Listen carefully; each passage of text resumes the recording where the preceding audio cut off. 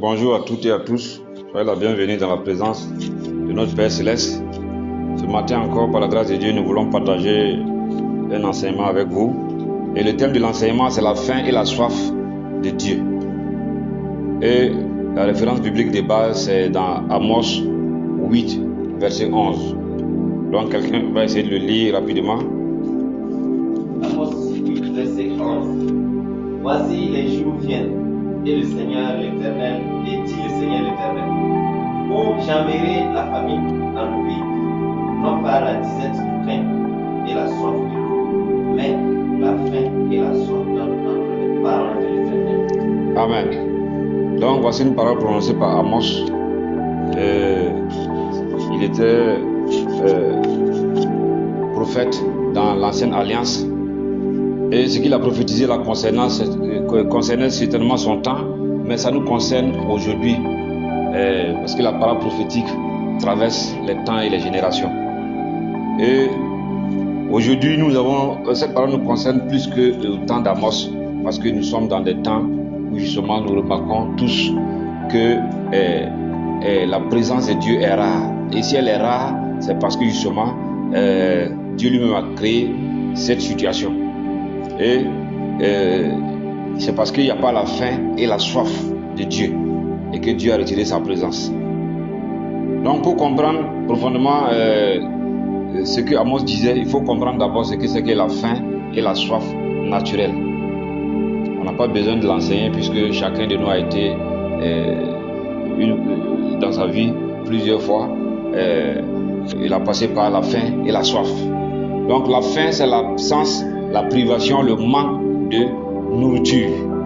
Et la soif, c'est l'absence, le manque, la privation de breuvage, notamment l'eau.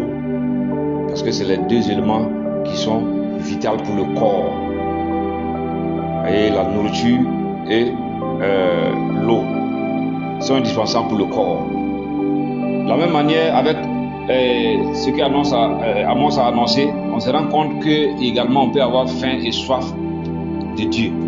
Et qu'en principe, on doit avoir plus faim et soif de Dieu qu'avoir faim et soif des choses naturelles. Donc c'est le but de l'enseignement. Quand quelqu'un a faim, naturellement, il fait tout ce qui est à son pouvoir pour pouvoir manger. Et il peut même vendre les autres biens qu'il a et pour pouvoir avoir à manger. C'est la même chose pour l'eau. Si tu manques d'eau, tu peux mourir. Tu manques de nourriture, tu peux mourir. Donc, si tu te trouves dans une situation où tu manques totalement d'eau, même si tu as de l'or, tu peux échanger l'or là contre l'eau pour pouvoir boire, pour vivre. Donc, de la même manière, il y a une faim que tu dois avoir pour les choses de Dieu. Il y a une soif que tu dois avoir pour les choses de Dieu et de Dieu lui-même. Et c'est ce que Dieu annonce à travers son prophète Amos. Parce que en son temps, les gens ne se sont pas souciés d'entendre les paroles de Dieu. Et Dieu, pour accomplir cette parole-là, va les amener en exil. Donc ils avaient envie d'entendre la parole de Dieu. C'est ça qu'il dit ici. La soif et la faim d'entendre les paroles de Dieu. Ouais. Aujourd'hui, dans le monde, de façon générale, il y a une faim et une soif d'entendre les vraies paroles de Dieu. Les gens ont entendu toutes sortes de prophéties, toutes sortes d'enseignements, toutes sortes de paroles, mais leur vie a encore un désordre et ils n'ont pas la paix et la joie. Parce que seule la parole véritable peut donner la paix et la joie, peut étancher ta faim et ta soif. Parce que Dieu dit que sa parole est une nourriture et sa parole également est un breuvage. Sa parole est l'eau vive. Donc, c'est quand tu es en contact avec la parole véritable, la parole de vérité. Tu peux entendre toutes ces paroles au nom de Dieu, soi-disant, mais tu auras toujours faim et soif. Ouais. Donc, nous devons rechercher ces choses-là. Si tu n'as pas faim et soif de Dieu, nous allons voir qu'est-ce qui peut expliquer ça. En réalité, si on veut être strict, le temps où nous sommes là, c'est seulement une minorité qui est éveillée et qui a faim et soif de Dieu. La grande majorité n'a pas faim et soif de Dieu. Et ça s'explique par beaucoup de choses. D'abord, beaucoup de ceux qui se réclament de Dieu ne sont pas nés de nouveau. Si tu n'es pas né de nouveau, tu es étranger aux choses de l'esprit, tu ne sais même pas même avoir faim et soif de Dieu. Pourquoi? La seule faim et la seule soif qui t'intéresse, c'est la faim et la soif des choses naturelles. Tu n'es pas né de nouveau. Voilà, donc ça ne te concerne pas. Donc, ça c'est la première raison. Effectivement, c'est un grand souci dans l'église. Parce que comme je l'ai dit plusieurs fois, beaucoup ne sont pas rentrés à l'église. Ils ne sont pas venus dans le royaume par la voie normale, par la bonne porte. La bonne porte, c'est quand on annonce la bonne nouvelle, l'évangélisation. On présente Christ, sa venue, son œuvre, son sacrifice et la résurrection. Et puis quelqu'un dit, j'ai compris, j'accepte. Mais beaucoup sont venus à l'église, pas par cette porte. Beaucoup sont venus, ils avaient besoin de guérison, ils avaient besoin d'enfants, ils avaient besoin de travail, ils sont allés voir des pasteurs, sans entendre même qui est Jésus. On a prié pour ils sont guéris, ils sont entrés à l'église. Certains même, on n'a même pas cherché à les baptiser. Ouais. Ou certains on les a baptisés, mais sans qu'ils ne comprennent. Si tu ne comprends pas, tu ne peux pas avoir la foi. Et si tu n'as pas la foi, ton baptême, ça ne sert de rien. Ouais. C'est ceux qui sont nés d'eau et d'esprit, pas seulement d'eau.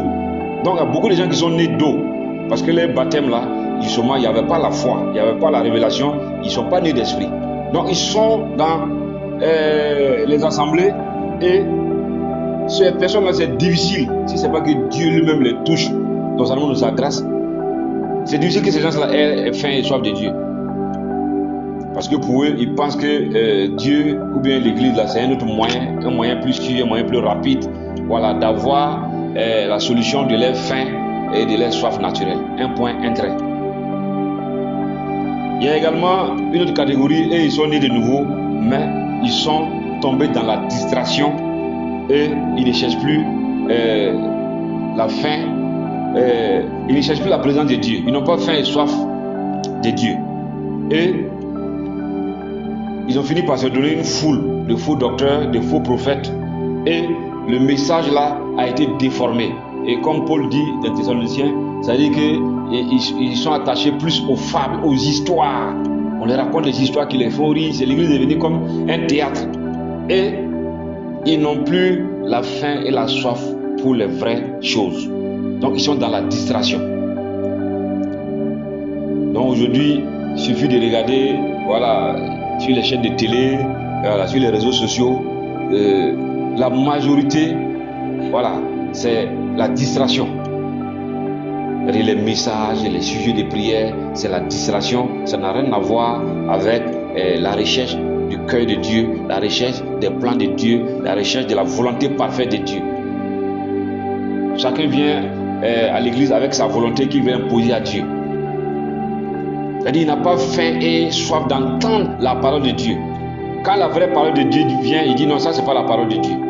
Voilà pourquoi Jésus, un jour, justement, il avait commencé par répondre aux besoins, aux questions des gens, à leurs besoins.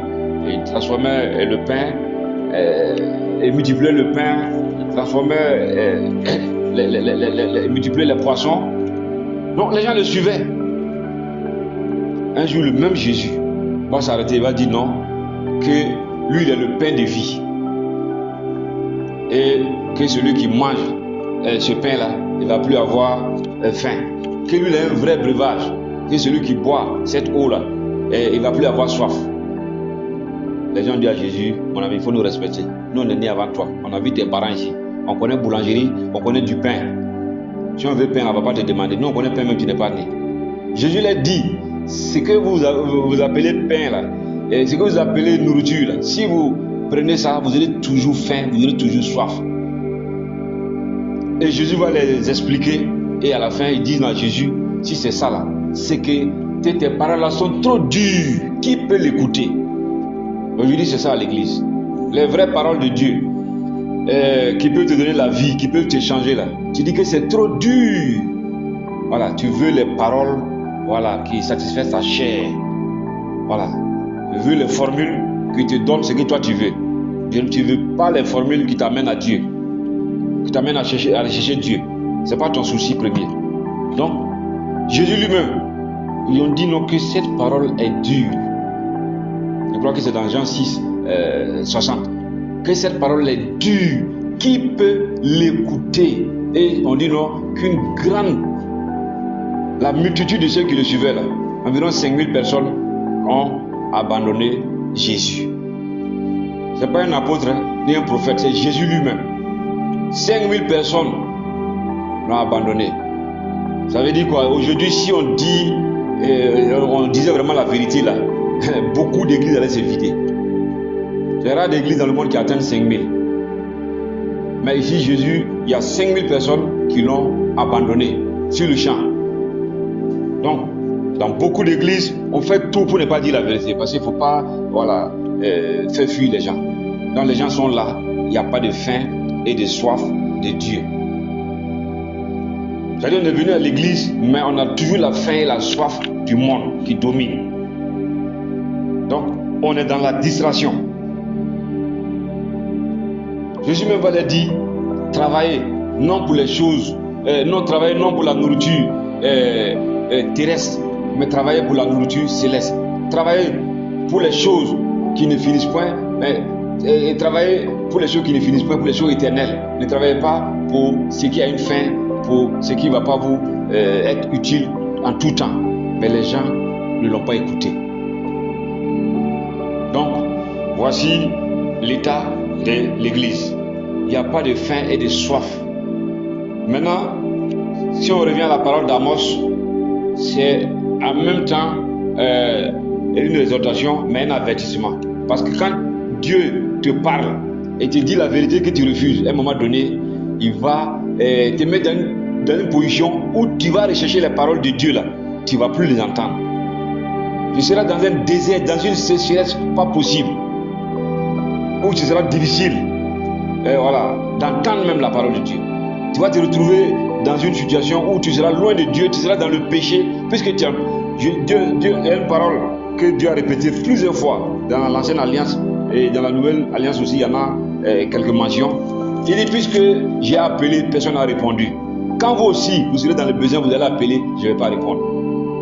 Donc c'est ça, à un moment donné, si tu n'as pas faim et soif de l'éternel, quand tu dois avoir faim et soif, à un moment donné, tu vas chercher les paroles de l'éternel. Il sera difficile. Aujourd'hui, tu as la Bible, on dit tu ne veux pas lire. Ou bien tu ne veux pas lire, tu n'as pas le temps. Quand tu seras coincé en prison, ou bien tu seras malade, accidenté, ou bien quand tu vas perdre ton emploi, ou bien quand tout le monde va te rejeter, tu vas vouloir lire la Bible, ou bien peut-être même que tu vas perdre la vue. C'est en ce moment que tu vas chercher, tu vas devenir sourd, tu vas chercher à entendre la parole. Parce que c'est Dieu lui-même qui fait ça. Il dit, les jours viennent où vous aurez faim et soif, non de la nourriture naturelle, mais vous aurez faim et soif d'entendre la parole de l'Éternel. Mais pour celui qui est sage, tu n'as pas besoin de passer par toutes ces choses. On dit chercher l'Éternel pendant qu'il est prêt, pendant qu'il se trouve. Il y a des moments favorables pour chercher l'Éternel. Ouais. C'est pas quand tu seras submergé par les problèmes que tu vas chercher l'Éternel. Ça sera compliqué. Ça sera les pleurs, les lamentations. Donc, également, c'est un enseignement pour te montrer que comme la même manière qu'on peut avoir faim et soif des choses naturelles, notamment de la nourriture et de l'eau, de la même manière, on peut avoir faim et soif de Dieu. Et on va voir maintenant la faim et la soif de Dieu véritable là. Ça consiste à quoi? La faim et la soif véritable de Dieu doit te conduire à rechercher la présence de Dieu. Quand tu as faim et soif de la nourriture et de l'eau, tout ce que tu cherches, c'est la nourriture. Tout ce que tu cherches, c'est l'eau. Pas autre chose. Et marquez le jour où vous avez faim et soif là, c'est plus les vêtements, les autres choses ne comptent plus. Même si tu as des milliards, même si tu as de l'or dans ta caisse, Au moment où tu as faim, extrêmement faim, là, c'est plus l'or, c'est plus les choses que tu as là qui t'importent, mais c'est manger et boire. De la même manière, celui qui a faim et soif de Dieu, il recherche la présence de Dieu. C'est-à-dire que la faim et la soif là, en fait, c'est la faim et la soif de la présence de Dieu. Donc, on va lire Deutéronome 8. On va lire Deutéronome 8, verset 3. Mais avant Deutéronome 8, verset 3, on va lire d'abord Isaïe 55, verset 1, pour que vous compreniez. Isaïe 55, verset 1. Isaïe 55, verset 1. Donc, si quelqu'un a trouvé, il peut lire. Isaïe 55, verset 1. Vous tous qui avez soif, venez aux eaux. Même celui qui n'a pas d'argent, venez acheter et manger. Venez acheter du vin et du lait, sans argent, sans rien. Pourquoi payez-vous de l'argent pour ce qui ne nourrit pas? Pourquoi travailler pour ce qui ne rassasie pas? Écoutez-moi donc et vous mangerez ce qui est bon. Votre âme se délectera des mains succulentes. Amen. On va lire également Psaume 63, verset 2.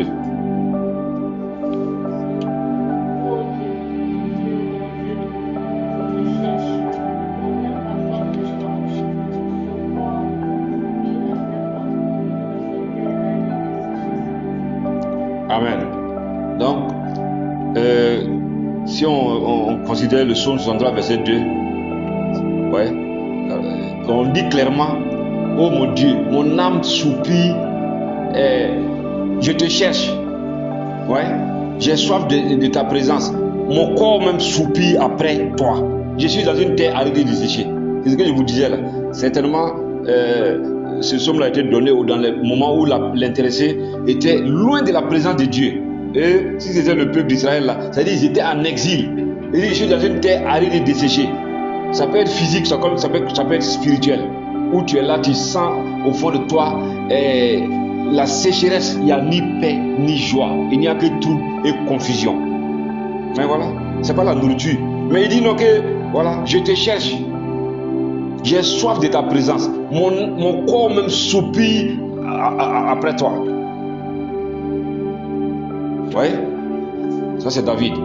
Donc, et c'est ça que justement nous devons faire.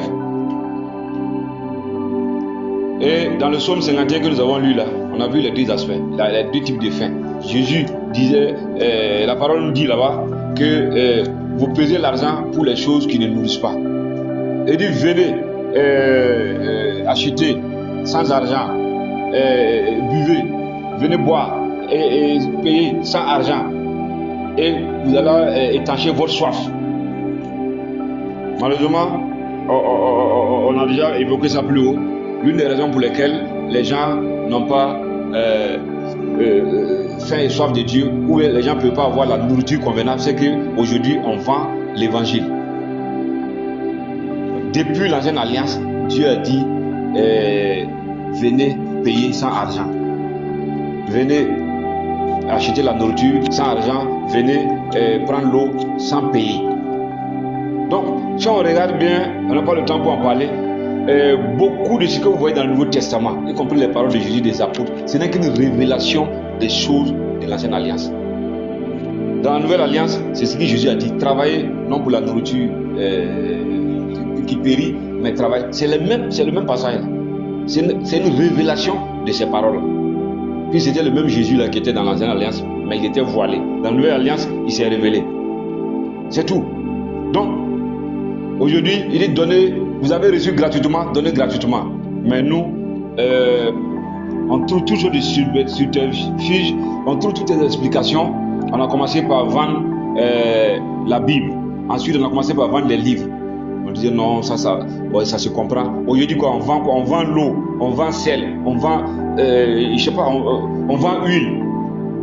L'église est devenue commerciale, ou bien c'est quoi, on ne sait pas. C'est boutique, oui. Si tu veux vendre l'eau, va en Chine, tu payes machine, tu fais ton usine d'eau, tu vends. Comment associer l'eau, le nom de Dieu à vos bêtises? Si tu veux vendre de l'huile, tu vas payer une machine d'extraction d'huile d'arachide et autres, et puis tu vends. Ouais, on n'a pas dit que si tu es homme de Dieu, tu ne peux pas faire une entreprise. Mais pourquoi prendre le nom de Dieu là pour venir coller à tes bêtises? Donc, ça c'est une parenthèse. Sinon, c'est l'une des raisons qui explique que... Parce qu'il y a une minorité qui a faim et soif. Mais eux, ils trouvent en face des gens qui vendent l'évangile.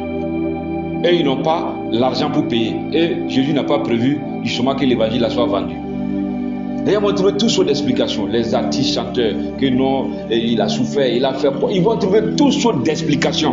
Et au fur et à mesure, on va commencer à se vendre même. Et si ce n'est pas Bible, on vend. On vend Bible. Et ensuite, avant il y avait les CD, on vendait les CD. Maintenant, on fabrique même des habits à l'effigie des pasteurs ou bien de l'église qu'on vend. On vend huile, on vend sel, on vend. C'est pas boutique. Ouais. Donc, ça c'est l'une des raisons. Mais revenons. La faim et la soif véritable de Dieu là doit conduire à rechercher la présence de Dieu. La présence de Dieu est différente des dons. Et c'est ça qui blague beaucoup de personnes. Et c'est ce que je passe mon temps à répéter. Le don de Dieu, si tu as le don de chanter, que tu aies prié, que tu n'aies pas prié, que tu lis la Bible, que tu ne lis pas la Bible, tu te lèves, tu chantes. Si Dieu t'a donné le don de prophétie, que tu aies prié, que tu n'aies pas prié, ça marche. Seulement, la prière permet de rendre le don la plus actif, plus opérationnel. Si Dieu t'a donné le don d'enseignement, que tu aies prié, que tu n'aies pas prié, tu enseignes. Il y en a qui ont une habilité naturelle à enseigner. Mais les enseignements de l'esprit sont différents de l'enseignement que tu peux te lever enseigner comme ça, ou bien ce que tu peux apprendre dans une école théologique ou biblique et sans l'esprit de Dieu. Ouais. Et comme les gens sont dans ça, ils finissent par se convaincre que non, si je chasse les démons, si je chante, et puis les gens même disent c'est bon, c'est que Dieu est là. La présence de Dieu, si tu es là, toi-même tu le sauras. Parce que tu auras la paix et la joie, l'assurance. Et Dieu va te parler, il va te révéler des secrets. Tu pries, tu enseignes, tu prophétises, mais Dieu ne te parle même pas. Tu n'as ni paix, tu n'as ni joie. Mais tu joues un rôle. Ça, c'est un premier signe pour savoir qu'il n'y a pas la présence de Dieu. Ouais. Quand la présence de Dieu, tout est facile. L'enseignement est facile. Et chasser les démons, c'est facile. Les guérisons sont faciles. Et voilà. Et il y a la joie et la paix. Même s'il y a des difficultés, la présence de Dieu peut être là. Au contraire, la présence de Dieu, ce n'est pas quand il n'y a pas de difficultés. C'est quand il y a des difficultés que la présence de Dieu est utile pour toi. Ouais. Et David, justement, lui, dans l'ancienne alliance, comme j'aime le dire là, c'est lui, il a vécu comme quelqu'un de notre époque. C'est-à-dire qu'il était dans l'ancienne alliance, mais lui, il a vécu comme quelqu'un qui était sous la grâce. Et il a fait des choses que nous-mêmes, on a du mal à imiter, même étant dans la grâce. Et l'une des choses importantes qu'il a fait, c'est rechercher constamment la présence de Dieu. Ouais. Quand David commettait un péché, justement, il sentait qu'il y avait un changement. Il priait, il pleurait, il gémissait. Il dit, Seigneur, tu es juste. Même si tu me tues, tu serais, dans ton jugement là, tu aurais été juste. Il n'y a pas de problème. Mais fais-moi grâce. Ce n'est pas les morts qui t'adorent. Ouais. Il dit, si tu veux me châtier, châtie-moi. Mais ne me prive pas de ton Saint-Esprit. Depuis quand toi et moi on a prié comme ça? Saint-Esprit est là, Saint-Esprit n'est pas là, c'est pas notre problème. Est-ce qu'on a à manger? Est-ce qu'on a à boire? Est-ce qu'il y a des vêtements? Est-ce qu'il y a l'argent? C'est ça qui nous intéresse. Et on se flatte, on dit non, que Dieu, l'or et l'argent appartiennent à Dieu. Je l'ai déjà prêché plusieurs fois, que les gens chrétiens se flattent, ils disent non, que l'or et l'argent appartiennent à Dieu. Donc eux peuvent manquer de rien. Pourtant, effectivement, ils n'ont rien et ils n'auront rien. Tant que tu ne fasses pas de Dieu lui-même ton or et ton argent, tu ne vas pas dominer sur l'or et l'argent qu'il a créé. C'est le mystère. Je ne serai pas la tête, je serai la tête, je ne serai pas la queue. Tu vas proclamer ça tout en étant toujours à la queue. Si toi-même tu n'as pas fait de Dieu la tête, comment toi tu seras la tête? Donc c'est pas possible. Donc la véritable faim et soif de Dieu là, ça va te pousser à rechercher la présence de Dieu. Et on peut jamais être rassasié totalement de la présence de Dieu. Plus tu connais Dieu, plus il se révèle. Et plus il se révèle au fur et à mesure, plus tu te rends compte que tu ne le connais pas et tu as toujours faim et soif. C'est parce que tu n'as pas encore goûté véritablement Dieu que tu ne le cherches pas. Ouais. Donc, rechercher la présence de Dieu, c'est rechercher cette présence à travers la méditation quotidienne, la communion assidue, permanente de Dieu. Et c'est ce que David lui-même faisait, puisqu'on parle de David. David dit que très tard, il se couche, il médite la parole avant de se coucher. Il dit, il devance l'aurore. C'est-à-dire, il se lève matin très tôt pour prier. La dernière fois que toi et moi, on a médité la parole jusqu'à aller dormir, là, c'est quand? La dernière fois qu'on s'est levé, devancer l'aurore, avant que le soleil, lui, il est en prière. Pourtant, David était un roi. Voilà. David était un roi, non? Voilà. En notre temps, là, quelqu'un est roi. Les gens même, ils sont simples, je sais pas, secrétaires ou bien directeurs, quelque part, on ne peut plus respirer. David était un roi. Ouais. Donc, puisque Dieu a fait de nous des rois, mais on ne croit pas cette royauté-là, donc on a bafoué ça, on veut maintenant notre royauté. Et voici le problème. Donc, la présence de Dieu, c'est méditer. Méditer est différent de lire. Parce que si tu veux méditer la parole, tu approches la parole comme si tu approchais Dieu. Et tu es convaincu que Dieu va te parler. Donc ça suppose que tu médites même dans un état où tu t'es repenti, où tu es dans un état de crainte. Sinon les gens lisent la Bible, ils répètent la Bible, et les paroles de la Bible, ils disent donc ils ont médité la Bible. Tu as lu la Bible. Voilà, tu as lu ça. Voilà pourquoi justement certains lisent, mais ils deviennent sorciers. Certains lisent, ils deviennent faux pasteurs. Certains lisent, ils deviennent francs-maçons. Lire la Bible est différent de méditer la Bible. Et la méditation, quand tu la médites en feuilletant la Bible, les paroles de la Bible là sont en toi. Et la vraie méditation continue. Voilà pourquoi on peut méditer la Bible là permanemment. Peu importe ce que tu es en train de faire, tu peux être en train de méditer la Bible. Mais malheureusement, si tu n'as pas faim et soif de Dieu, qu'est-ce qui va se passer? C'est quand tu vas venir à l'église, tu vas écouter un message là. C'est pendant ce temps-là que tu penses. Dès que tu sors, puisque tu es dominé par la faim et la soif d'autres choses, tu vas repartir méditer autre chose. Hein? Donc, la méditation, et la méditation suffit pas. Tu finis de méditer. Quand tu médites, c'est Dieu qui te parle. Mais quand tu pries, c'est toi qui parles à Dieu. Donc, c'est les deux choses. Tu médites. Quand au moment où tu es en train de méditer, là, Dieu te parle. Dieu te parle. Et ensuite, maintenant, toi, tu dois communier avec Dieu dans la prière. Et la prière qui fait accéder à la présence de Dieu, c'est la prière qui est centrée sur Dieu. Et c'est l'adoration. Ensuite, maintenant, tu peux ajouter d'autres formes de prière. Sinon, si tu passes également le temps à prier pour tes besoins, tu reviens à la case départ. Ça veut dire que tu montres à Dieu que toi, c'est la faim et la soif des choses naturelles. En fait, on fait croire les uns aux autres, ou bien on se flatte nous-mêmes qu'on croit, mais on ne croit pas. Puisque Dieu ne t'a pas dit que si tu le cherches, il ne va pas te donner. Au contraire, il te dit que chaque fois, si tu le cherches, premièrement, il va te donner les autres choses. Donc, la meilleure façon d'avoir les autres choses là-même, c'est de chercher Dieu. On parle, tu refuses, mais depuis que tu cherches les autres choses là-même, tu as eu quoi? Ouais. C'est vrai que quand on cherche Dieu, premièrement, les choses ne sont pas automatiques. Il y a des épreuves, tout. Mais si tu es un homme de foi, tu sais qu'il y a un jour. Ouais. Il y a un jour pour tout. De la même qu'il y a un jour pour la colère de Dieu, pour tous ceux qui n'ont pas faim et soif de lui. Il y a un jour qu'il a décidé que sa colère va les visiter. La même chose là, il y a un jour pour tous ceux qui ont faim et soif de lui. Là, il va les visiter. Il va les consoler, il va les restaurer. Et il va exaucer leurs prières.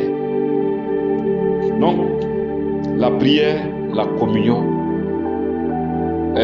avec Dieu, ensuite la méditation permanente, quotidienne. Parce qu'il y a deux passages qui ne sont pas bien compris et c'est ce que nous avons dit un peu de mots dessus. Quand on dit méditer, voilà, on n'a pas dit de ne plus travailler. Quand on dit de prier, un passage aussi, on dit prier sans cesse, on n'a pas dit de ne plus travailler. C'est lui-même qui refuse d'aller travailler et puis il s'assoit et tous les jours il dit que lui il lit la Bible. Et là il prie. Il va se rendre compte que lui, il n'est pas seulement comment on appelle ça, esprit, il est aussi chair. Voilà. David a bien dit, si on se limite à ce que David a fait, c'est déjà même suffisant. La nuit, tu travailles la journée, la nuit, tu peux méditer la parole. Tu peux prier, tu peux inverser. Tu peux prier la nuit, matin, tu médites la parole avant de sortir. Ça suppose que tu allais travailler. Il y a des gens quand ils comprennent la Bible, non, lui, voilà, il va aller s'enfermer quelque part, il fait que prier et méditer la Bible. Ça, c'est possible quand c'est Dieu qui t'a donné un ordre précis. Voilà. Sinon, travailler, faire des choses sur le naturel, c'est pas incompatible avec tout ce qu'on est en train de dire. La faim et soif de Dieu doit être prioritaire, doit dominer. Ça ne veut pas dire que tu n'as pas faim, tu n'as pas soif. Puis c'est automatique. Ton corps ne te demande pas ton avis pour avoir faim ni soif, c'est automatique. Mais on dit qu'il ne faut pas centrer toutes tes pensées, tous tes désirs sur ça. La preuve, quand tu finis de manger aujourd'hui, demain encore tu as faim, sinon quelques heures après. Donc si tu ne fais pas attention, tu vas passer toute ta vie à chercher, à satisfaire voilà, tes besoins élémentaires, manger et boire. Et tu n'auras jamais le temps pour chercher Dieu. Or, celui qui trouve Dieu a tout trouvé. Parce qu'il y aura des moments, c'est comme pour la faim et la soif spirituelle, il y aura des moments où justement, si tu ne fais pas attention, et c'est ce passage que nous allons lire pour terminer, Deutéronome 8, verset 3. Lisons Deutéronome 8, verset 3.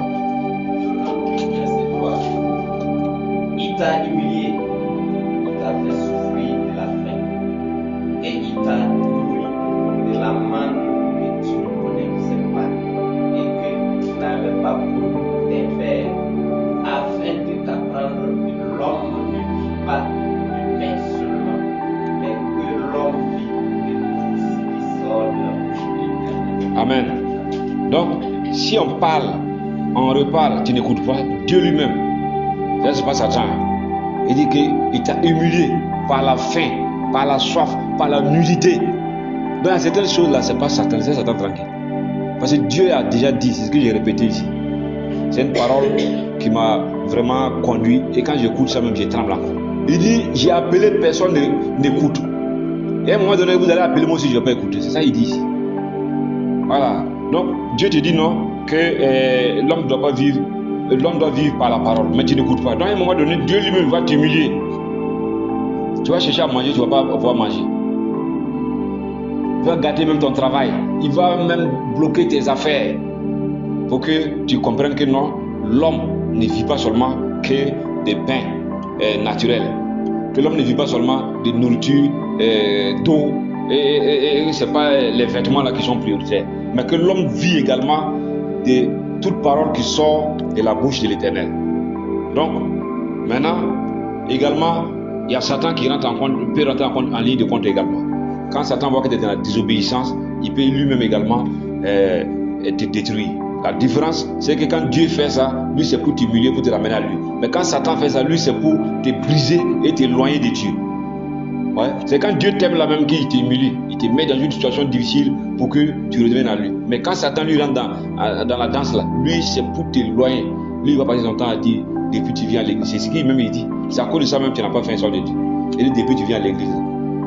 Peut-être que Dieu est vrai, mais il est vrai pour les autres. Pour toi il n'est pas vrai. Les autres la prient sont aussi. Toi tu n'as rien.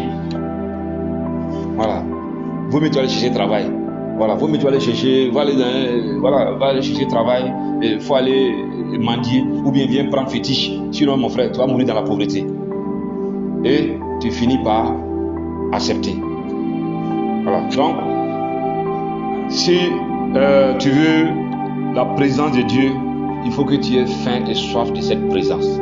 Et cette présence de Dieu là, elle envoie la paix, le repos, la tranquillité. Et ensuite, elle ouvre la porte pour les choses que nous voulons. Parce que Dieu dit, si il agrée les voies d'un homme, il dispose même favorablement, même ses ennemis. S'il agrée, il dit, oh Israël, si vous pouvez écouter et garder mes commandements, votre bien-être serait comme un fleuve. Ou bien, c'est-à-dire, on a comme l'impression que les gens veulent faire croire que le message de Dieu est contradictoire, ou bien ils font comme si non, quand on dit de chercher Dieu, d'avoir faim et soif de Dieu, c'est comme si on leur disait non, qu'ils vont mourir pauvres, ou bien qu'ils ne vont rien avoir. Mais les hommes même qui sont méchants, ils donnent à manger à leurs enfants. Comment Dieu va pas donner à manger à ses enfants? Donc voici le message de ce jour, que Dieu mette en nous lui-même sa faim et sa soif, et qu'il nous aide à rentrer dans sa présence. Au nom puissant de Jésus-Christ de Nazareth, j'ai prié. Amen.